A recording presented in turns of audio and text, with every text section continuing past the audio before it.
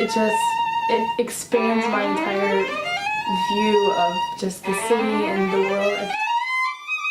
I started playing violin when I was 5, going on 6. My mom first signed me up for dance classes when I was 3, but I was really not flexible and just dance didn't work out for me. So then we tried going into music instead, and it really just kicked off there. My parents think it's because one of my aunt's friends came over when I was a kid and just demonstrated how she played the violin before, and maybe that's how I was connected to it. I think most of it was just like repeated practicing, which is what got me into it and got me to keep going, because I would just see the results of putting in work and getting the result out of it. Practice time for me was usually, when I first started, probably around 15 minutes a day, but where I am now, it's somewhere from 2 to 3 hours a day. You have to fit it into your schedule, which is tough sometimes, but that's just all part of playing the violin or any instrument. You come home and you're tired after a long day of school and you just want to just like take a nap or something, but you know you have to fit in all of your AP classes, you have to fit in all your schoolwork. So usually what I do is I get home, I eat, I'll practice for several hours, then I'll eat dinner, and then I'll do homework. And I go to bed pretty late, which I feel like has a toll on my schoolwork sometimes. But I think I've been able to balance it somewhat decently in the past few years, which is why I think a double major for me will be manageable in college. So next year I'll be going off to college, and I applied for a double major in biology and music performance.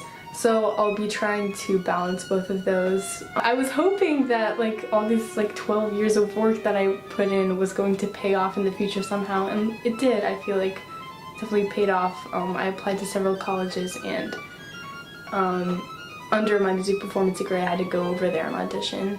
So with those auditions came a little bit of feedback that helped me as a musician, but also scholarship-wise, definitely, which is one of the reasons why I kept it up. I'm still thinking, I'm going back between two. There's one more affordable option for me, which is here, USC, and the other one is in Nashville, which is Vanderbilt. I also got accepted to Northwestern and Boston University, and I'm looking into double majoring in like a science and music performance, is because, you know, people always tell you that you can't really make a living off of music, which is reality. And obviously I wanted to keep up music. Obviously money is a big factor. But thinking about just doing music solely for the rest of my life, I don't know if that would be very fulfilling for me, because I've thought about like doing violin and something else for a very long time. I feel like it takes a lot of guts and motivation to do solely music. You have to be it's like a kind of different mindset that you have to have as a professional musician. For me, I can be a more disorganized person, and I feel like violin has taught me how to manage my time better. Opportunities that violin brought me, it expands my entire view of just the city and the world. As I'm going into this, I know that it's going to be a tough road ahead. I know for sure that it's going to be very tough for me to just be able to balance both things.